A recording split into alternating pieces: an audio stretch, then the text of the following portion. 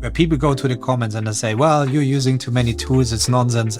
Notion, Obsidian perfectly works for me. Okay, let's look at this. Let's challenge this. So you see, we talked about a whole productivity system end to end without mentioning any tool. Baby, let's move, man. Your productivity, your way. Today I'm diving into a topic that I think cannot be discussed often enough. You'll see as we go through the system step by step that while less might be more, less is not always simpler. Sometimes achieving that minimalism involves its own complexities, especially when you're optimizing a running system. And the worst you can do is tool switching. And in this video, we'll discover why this is. Why do I say all this? Well, these are the thoughts that immediately pop into my head when I read comments like these. One was from Zwickel, who said, I'm very impressed about how many tools you use. I mainly use Tana and trying a bit of Heptabase. I can't imagine using 5 to 10 tools, and 2 is hard. And then there was this gem from Gigit4952. Paco, our co-founder, says on X, the biggest productivity mistake? Overcomplicating everything. I find this kind of counterproductive. With all the apps you always use and suggest to others, it's not just complicated, but also overwhelming. These two perspectives are ideal for starting our conversation. However, context is important. Since the two commenters haven't shared what their work life looks like, I think it's essential to highlight something before we begin. If you're not in a situation where you're constantly battling time constraints, juggling multiple projects, or managing a team, you might not fully grasp why a system like ICOR is necessary. And that's perfectly okay. There are plenty of YouTube channels and Reddit threads where you can learn how to squeeze every bit of efficiency out of free tools like Obsidian or master that template on Notion. But when it comes to real-world, high-stakes productivity, simple workarounds won't cut it. For this reason, please, if you comment on this video or any other videos in the future, provide more context about your real-world applications of what I'm sharing here. I've noticed that people often see the title or thumbnail, immediately go to the comments and express their opinions. And you know the saying,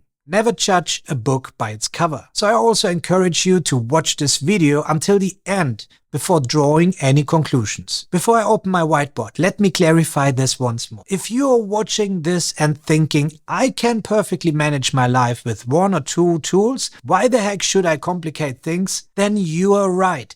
Just don't. If you don't feel any friction in your life, then there's no need to fix something that isn't broken. But here's the thing, when you're dealing with a high volume of work, complexity comes into town. For a student or a freelancer working with a handful of clients, a lean setup like Notion or Obsidian might serve you well. But for those in the trenches as business owners, professionals managing teams, and ambitious experts in their fields, the stakes are entirely different. Their life, and especially work, isn't as simple as that. When you hit a ceiling, whether it's taking on more opportunities or dealing with burnout, your life might get complicated very soon too. And when that happens, I invite you to re-watch this video with this new perspective, because only those who know. And that's the kind of situation where ICOR can really help you to overcome this moment in life. And before you jump to conclusions, let me be clear. ICOR isn't about handing you a one-size-fits-all app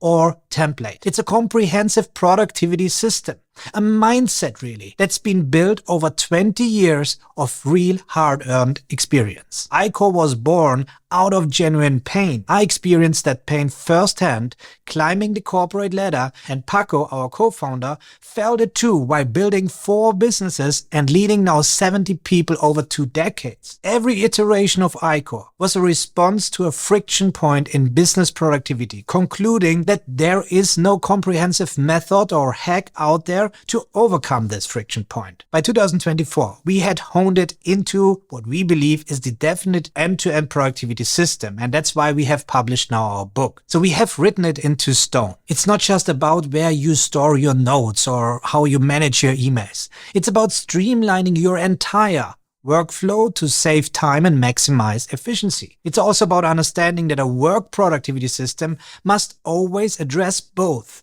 information and action. And that's exactly what ICOR does. Now that you know the backstory and the why behind ICOR, it's time to get practical. I'm going to jump on my whiteboard and walk you through exactly how a system like this can be built step by step in context to real-life situations as a busy professional. In this demo, I'll illustrate the key components and show you how they interconnect to form a robust, scalable productivity system. So grab your notepads. This is where theory meets practice. All right. In order to understand where these comments are coming from, I'm here on our website. There we have tools we use. When you go here, this is where we share our tool stack. All right. This is the tool stack from Paco and me. And that's where they see all these tools and they say, what the heck? How are you using all these things? And that's fully overcomplicated and things like that. And that's what we will discuss today. And it's not about adding all these tools. You will see, we will just use a few tools out of this, and it goes even beyond, because we differentiate between core applications, satellite applications, utility apps, and so on. And here's a video that I shared how we build this up. But in this video, we will be a lot more high level, so you really understand what we mean by productivity system end to end. In order to do this, we need two things. First of all, here we are inside the membership. You can join for free and you can access this too, where you can lay out your own tool stack on this framework that we will discuss today. So it's not about us having too many tools. It might be you having too many tools that you add to this tool stack that you didn't even realize that you were using. And that's what we see a lot with our members actually. And before we add any tools, it's now important to understand what we see here, and that you realize it's not even complicated, because understanding this will give you a bird's eye view on your productivity system end to end. And this might also make you realize why ICOR is meant for busy professionals and business owners and not for students. So this part here of this framework represents your personal productivity. And here we only talk about work productivity. It's important that we don't think about grocery lists and some house projects or whatever. This will naturally come when you apply ICOR, but to make things simpler, because ICOR is all about making things simpler for you, we have to think in one specific use case in your work bubble. And there we have a differentiation between your personal work and the business work. And what we mean by this is, and I always give the example, when you're in a business meeting and you get your tasks in a project manager, or your project manager gives you some tasks and you go back to your desk, do you know what to do? All right. Do you have a simple task list that you just need to follow in order to get things done? And that's the difference. And this also applies for solopreneurs, because what solopreneurs don't realize is that they are actually working with many hats on. So they have, they are marketing, they are business owners, they are operations, support, and all these things. And by realizing this and pretending that they would work in a team, this will help a lot too. So now we see this framework is split into the business part and the personal part. Now, if we split it this way, you see the framework is split into information and action. Okay, so if we look at this, you see PKM, personal knowledge management, personal side, business knowledge management, business part, but only about information. Here we're talking about personal project management, or you might refer to as task management, and business project management. So that's really key. So here we talk about action. Here we talk about information. Here we talk about business. And here we talk about personal. For the differentiation between personal knowledge management and business knowledge management, why do we differentiate between this? Well, personal knowledge management is really the information that you gather for yourself. That's your personal notebook where you note things down. I always say, if you're sitting in a meeting and you don't like this other guy and you want to make some notes about this person, or you want to fire somebody after this meeting, who knows? You probably don't want to write this down in a business knowledge management system, but you rather note it down for you in your little black book. And this is your personal knowledge. You don't want to share this with other people. Whenever you share something with others and you think others need to see this, the business knowledge management would be the case where you share it. So that's really important. So usually we go to the personal knowledge management, we take notes, we try to understand complex problems or challenges, we come up with a solution, and the condensed information distilled to the minimum will then be shared with the team. And again, if you're a solopreneur, it would be shared in your BKM system, because here you're building up a knowledge management system that is specific for your business, that you either own or that you're working in. And therefore it becomes a single source of truth whenever you need to look up anything related to your business. Your personal knowledge management might go beyond this, all right? So you might think about business challenges, but also other things. And again, Paco, for example, he runs 4 businesses. We always recommend to not add all the tools for all the businesses onto one framework. In fact, Paco has 4 different frameworks where the personal part remains the same, but the business part looks different. Okay. Last thing to mention here is that you see they are overlapping. Okay.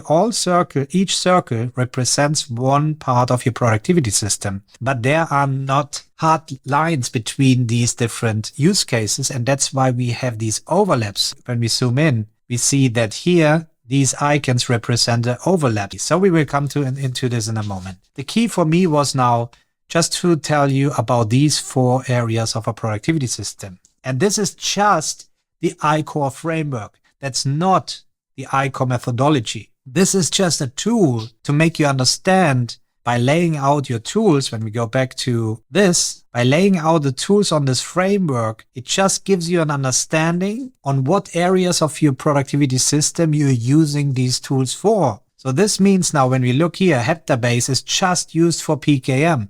Heptabase now launches also their collaboration features, but by placing it here, we are not using it for team collaboration or anything like that.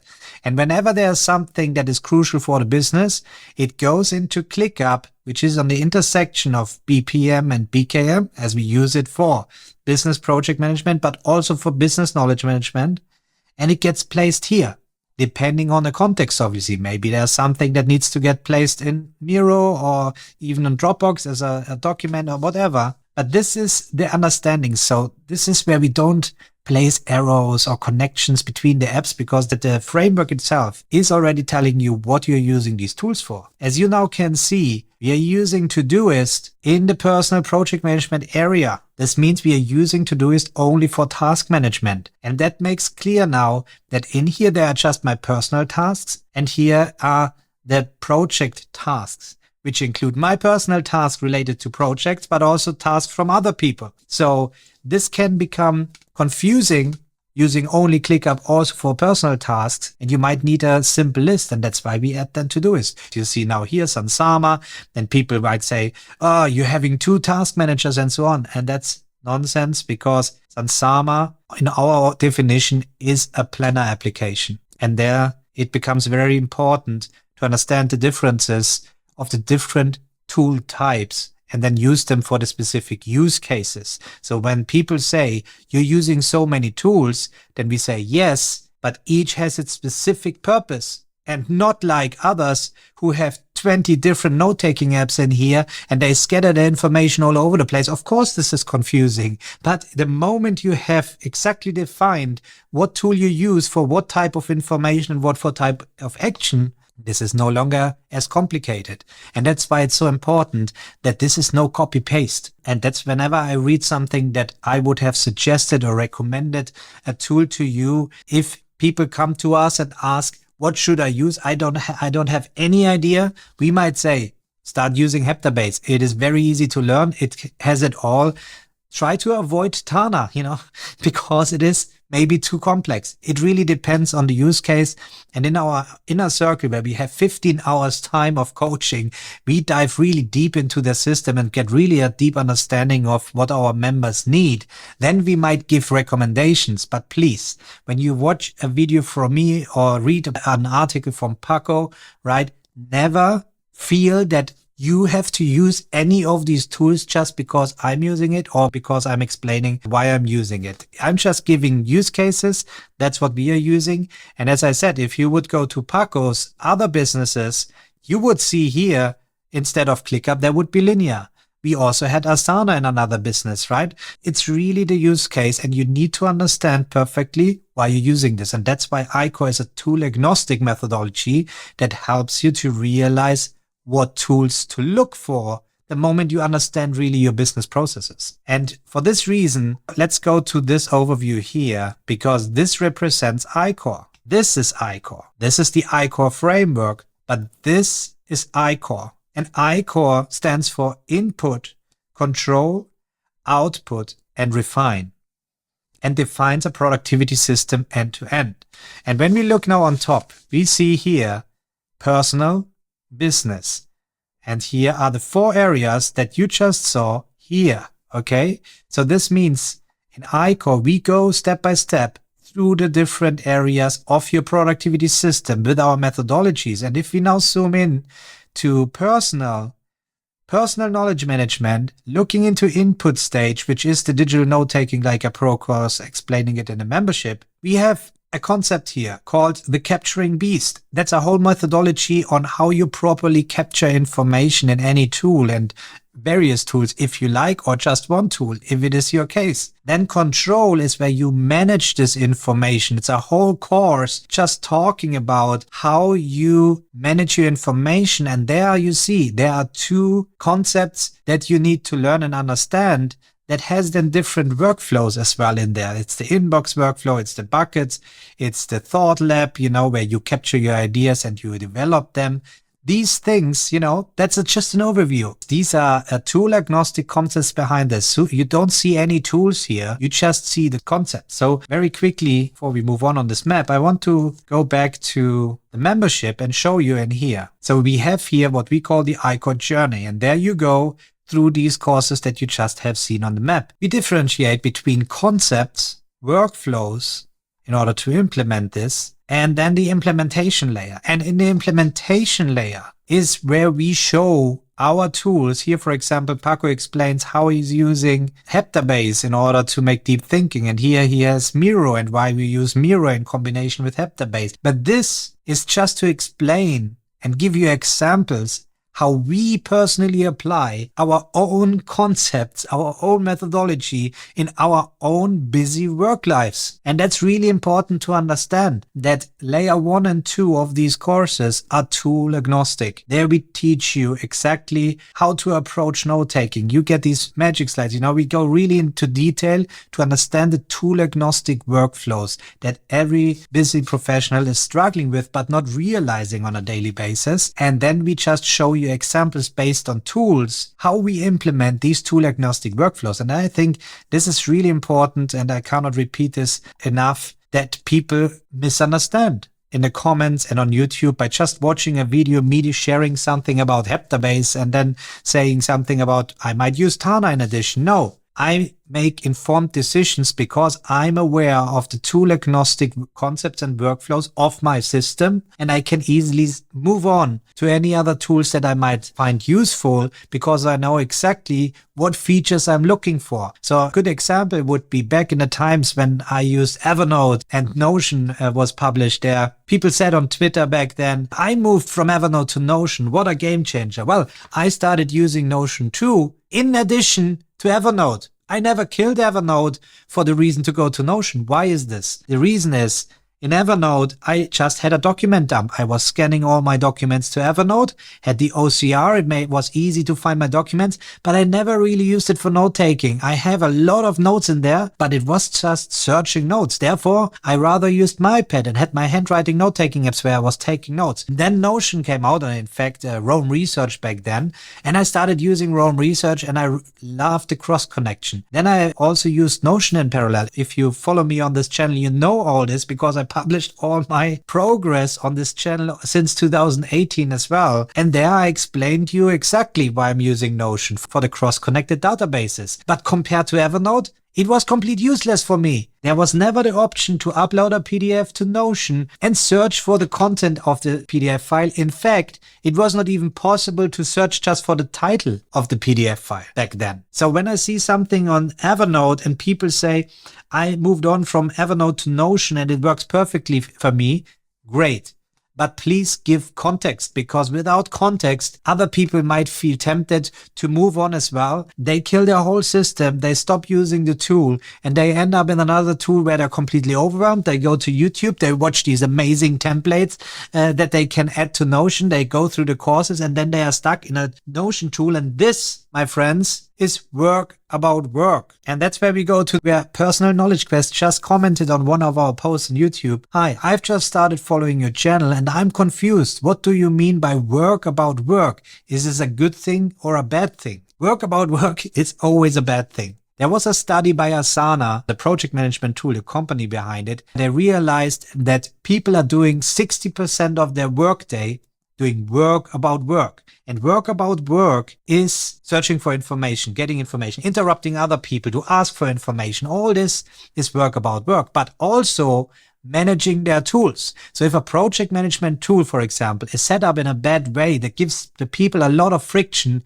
and the team leader forces them to fill out these custom fields and make the checkbox here and so on, this is work about work. That's holding them back from what they get actually paid for. So they're managing tools. It is administrative work, you can say as well. And that's what we need to reduce with ICOR. So you could say now, well, ICOR is work about work. No, that's a time investment to save time in the long term. You have to invest time to get the big picture and an understanding that there is such a thing like a productivity system end to end in any business, no matter the size or industry you're working in. It is there. And there are business processes running every day that you're not even conscious. And what happens then? Your company might hire a consultant, or if you're the business owner, you want to look for consultants who help you with business process optimization. So what do these people do? They come into your business, they ask you a lot of questions, they make you fancy diagrams, or maybe you get a ClickUp consultant and they just set up ClickUp in the way they think it would work for you. But this usually adds exactly those friction points. They will add more work about work for your team, because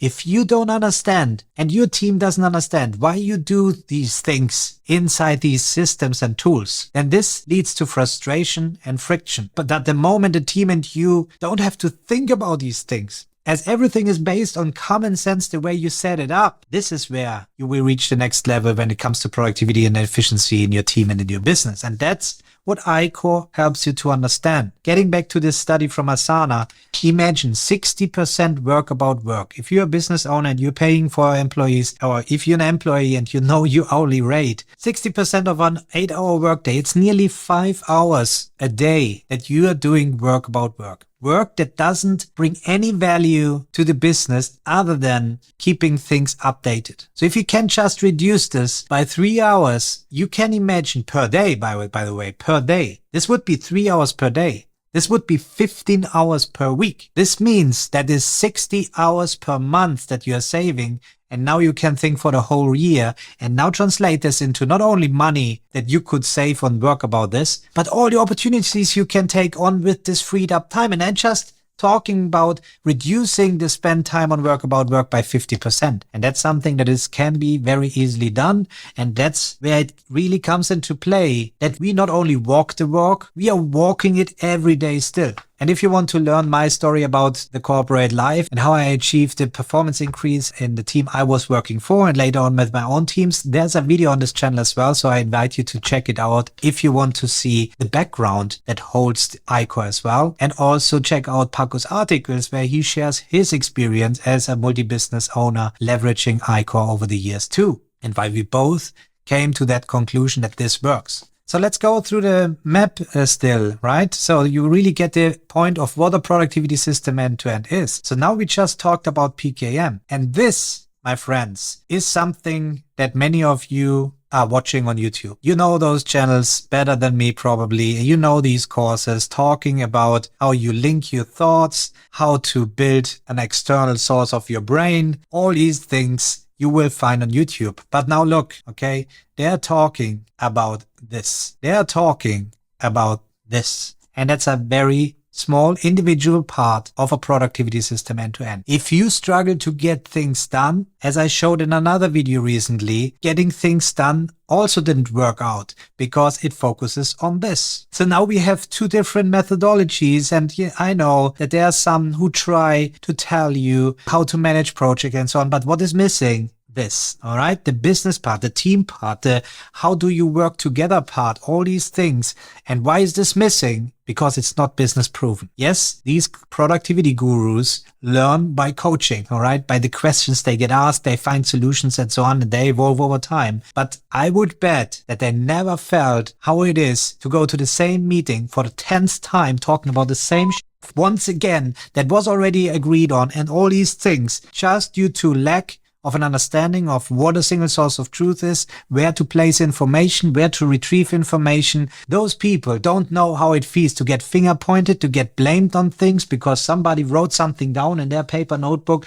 These things you need to have to suffer before you can claim that you have a solution for business people. I'm not saying that these solutions don't work and don't help a lot of people. Obviously, they do, but not for our members who are busy professionals who need to get an understanding of a productivity system end to end in order to improve things in their overall business. And that's really crucial. And that's what we solve with ICOR. So this means not looking only on PKM, we are going into PPM, which is the task management. And here we talk about weekly planning, weekly review, daily review. And again, yes, we know, you might have heard about weekly planning. Oh, I tried weekly planning. It never worked. The key is that these are not disconnected concepts. Everything is interconnected. Everything works together. When we now look into the distinction between shallow work and deep work, you might have heard this elsewhere, but the thing is, isolated, it might give you an aha moment or a quick hack or something that you can apply, but you never get this full context of how everything works together. And that's why it's important to, when you do your daily planning, for example, that you understand the difference between shallow work and deep work, and then plan out accordingly. And also, what are daily routines? What is this? Right? Everybody defines this differently, and all we do is using common words. Everybody use it and give them a proper definition what this is. So for example, we also say that tasks is the only actionable item, and projects, work streams, operations are just containers holding tasks. And also something, when I hear that, goal setting never works. Well, of course it never works if you don't have a connection to your goals with everything else that you do. You do a goal setting, but what do you do next? How do you plan these goals to achieve them? That's why we say with ICOR and the execution beast, as we call it, the overall concept here is that with ICOR, you achieve your goals on autopilot. Why? Because you just keep working, and you can be safe and sound that you will achieve these goals by just carrying out what was planned. I mentioned in another video where I talked about 13 productivity methods and hacks that didn't work for me as a busy professional. There I talked about prioritization as well, and why the Eisenhower matrix doesn't work for me. There just needs to be two priorities, high and urgent. High is everything that are tasks that are related to any projects that are connected to goals. And urgent is anything that will actually affect the whole business if not handled quickly. And now when I go to the comments where people argue with me about GTT, getting things done, that there's kind of prioritization and you just have to follow your intuition. No. If everybody follows their intuition and cooperate, which in many cases is the case, then you end up in a blame game. Then is where they say, well, but you didn't care about this and you didn't know about this because there's no alignment, there's no agreement. This is what's happening if you follow your intuition and your gut feeling the moment you have the feeling that something is more important. Because what happens many times, you have the feeling that the shallow work is more important than the deep work. And that's where people are busy the whole day, working 13, 14 hours, and I know how it is. And in the end of the day, still feeling unfulfilled, not even achieving the goals they set with the boss for the whole year. Why is this? Because they weren't aware. It was a gut feeling. There were maybe people with their deep work interrupting you, telling you, well, can you help me? You were working towards other people's goals. All these things happen if you don't have the overview of your own productivity system and your goals and the project that were agreed on and so on. And that's all what we cover with ICOR. And this goes further when we look at the project management like a pro. And there we also have a dedicated ICOR for Teams program where we also coach teams in order to learn these things here, like the idea incubator, the team communication system. It goes further. Go into the comments below. If you're a victim of getting actions inside emails, if half of your project management happens inside emails, go to the comments below, let me know, because this is exactly the issue. And then you can say, but I cannot change things. I cannot change the people around. Yeah, might be not the case, but you can change yourself and you can adapt to these systems to still become a lot more efficient, even if people send you these things via email. So you stay on top of the game. And the moment you become more efficient at work, others want to, and they will start adapting the same system. And that's what we see over and over again.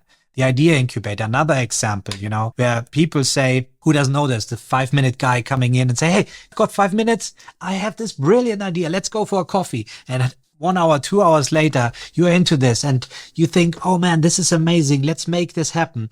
The whole day is wasted. You haven't got anything done that was planned out. And then you realize 2 weeks later into this idea, it was actually nonsense in the first place. That's why we have the idea incubator. It's a place where you can perfectly store your ideas there so they don't get lost. They also need to get reviewed, so you're not losing them. But then call it a day. Keep working on what matters right now. And when you do your next weekly planning, let's look at the idea incubator, or actually we say in the quarterly planning where we have the quarterly reviews about the goals. There we would go to the idea incubator and check out if there are any new things that we can take on. But in many cases, the moment you take an idea to the idea incubator, 1 week later, you might realize it wasn't actually so exciting in the first place. So most of the things don't get done. And now imagine every idea that you follow up immediately, interrupting other people's work as well. This is holding up the business. Many times I suffered this for myself. Many times I was the guy with the ideas too. So that's why we had to build this system as well to hold these things. And then a big part is also the refined part, automation like a pro.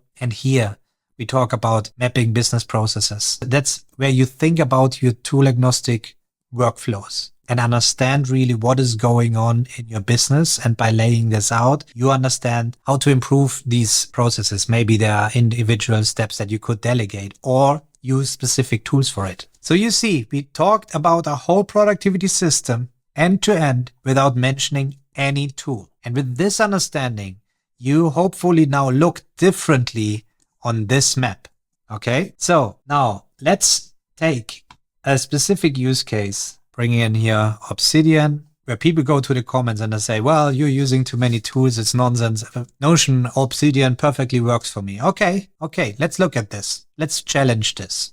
If you say that Obsidian is the only thing you need on this map, you would place this into the center. And you see this is grayed out. And we haven't seen any application that goes to the center, because we don't believe that there is one solution that works highly efficient. That's the key in all these areas. You can make task management work. How do you manage actually your projects in Obsidian? Oh, you manage your personal project. Okay, they're launching now collaboration features in Obsidian. Okay, let's put it to the test and let's work with the whole team inside Obsidian and let's see how this works out for you. Happy to see these videos. Developers or nerds who love to tinker around inside Obsidian, great. The thing is, if you have something like Obsidian and you rely heavily on custom builds, leveraging other developers' solutions in form of plugins, and you place this on this map, you defined Obsidian being a core application for everything. And core application, per definition, are applications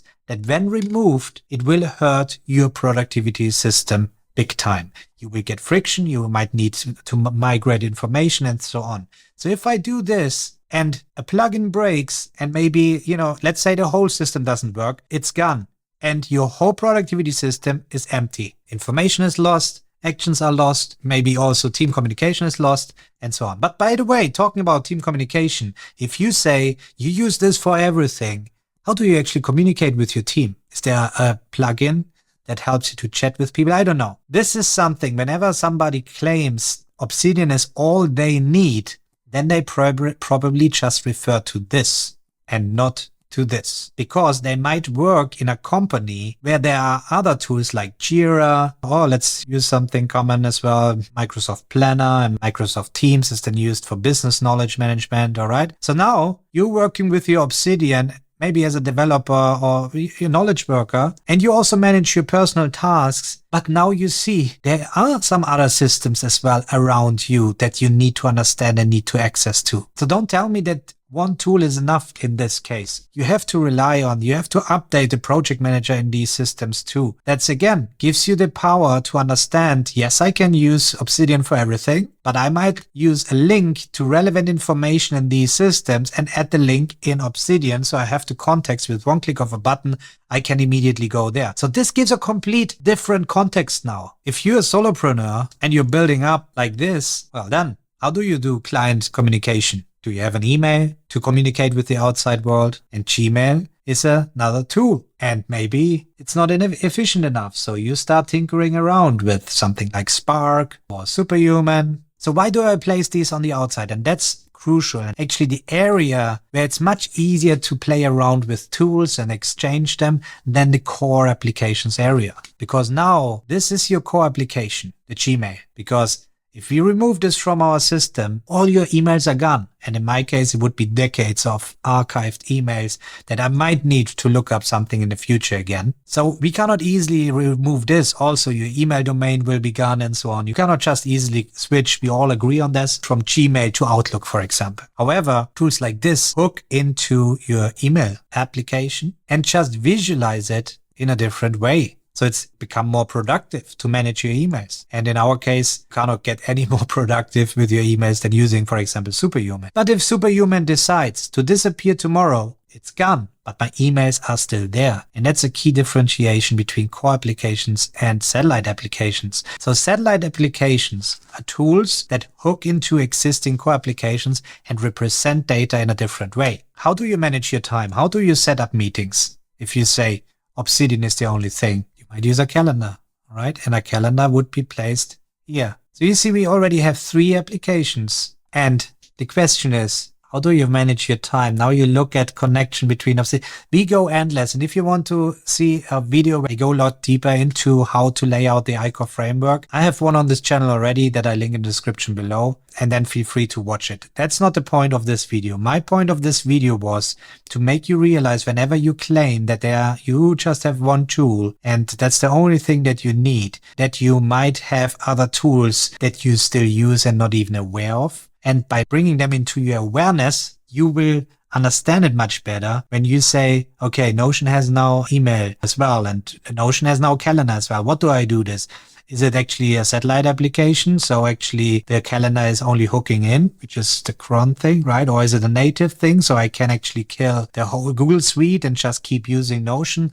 These questions come up only if you have an overview of your overall productivity system and an understanding of what work areas you have if you business professional. Incorporate with your clients, being a freelancer and working with a team, things like that, and not for knowledge workers, who expand our knowledge and have very specific projects that get paid for with an hourly rate. That's not what this is for. And then maybe the paperless movement is not the right place for you to look. There are enough examples out there for you to look up. But I want to repeat, those who know.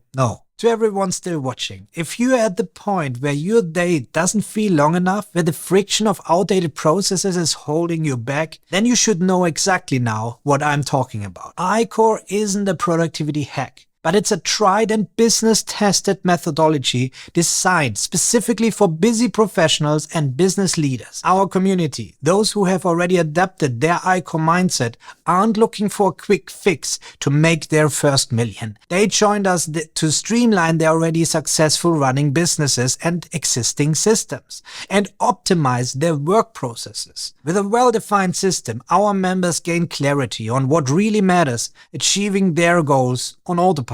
Literally. So thanks for watching. If this video resonated with you, drop a comment below with your profession and any productivity challenges you face.